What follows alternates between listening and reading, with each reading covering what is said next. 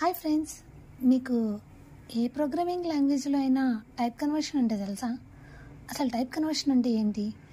ఒక డేటా టైప్ని ఇంకొక data టైప్కి convert చేసేదాన్ని టైప్ కన్వర్షన్ అంటారు. ఇందులో మనకి 2 టైప్స్ ఉంటాయి, ఇంప్లిసిట్, ఎక్స్ప్లిసిట్.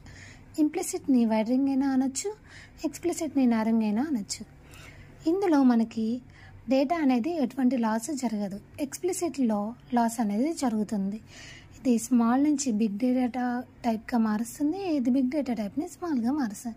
అసలు ఏంటి థియరిటికల్, దీన్ని ప్రాక్టికల్గా చూద్దామా? ఇప్పుడు నేను ఇంప్లిసిట్ అనేది తీసుకుంటున్నాను. ఈ ఇంప్లిసిట్ ఏం చేస్తుందన్నాను, స్మాల్ నుంచి బిగ్ డేటా టైప్కి కన్వర్ట్ చేస్తుంది. సపోజ్ ఇప్పుడు నేను ఇది బైట్ అనుకోండి, ఇది బైట్ అనే డేటా టైప్ని నేను షార్ట్లకు మార్చాలి. సో ఈ షార్ట్ని బైట్లకు మారిస్తే మనకి ఏదైనా డేటా లాస్ అయిందా? డేటా అనేది ఏం లాస్ అవ్వలేదు కదా.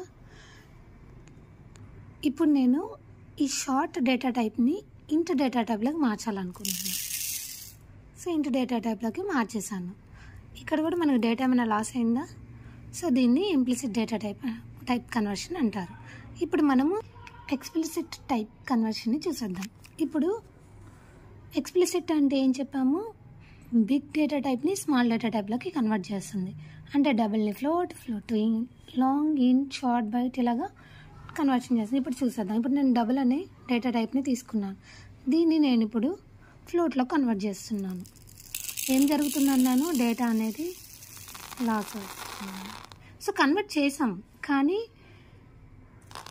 రిమైనింగ్ డేటా అనేది లాస్ అయింది కదా. ఇప్పుడు ఈ ఫ్లోట్ని నేను లాంగ్లోకి మారుస్తున్నాను. ఏమవుతుంది, లాంగ్లోకి మారింది కానీ కొంత డేటా అనేది లాస్ అయింది. సో మీకు ఇంప్లిసిట్కి ఎక్స్ప్లిసిట్ అంటే ఏంటో క్లియర్గా అర్థమైంది అనుకుంటున్నాను. ఇలాంటి మరిన్ని వీడియోస్ కోసం మన ఛానల్ని సబ్స్క్రైబ్ చేసుకోండి. Bye friends.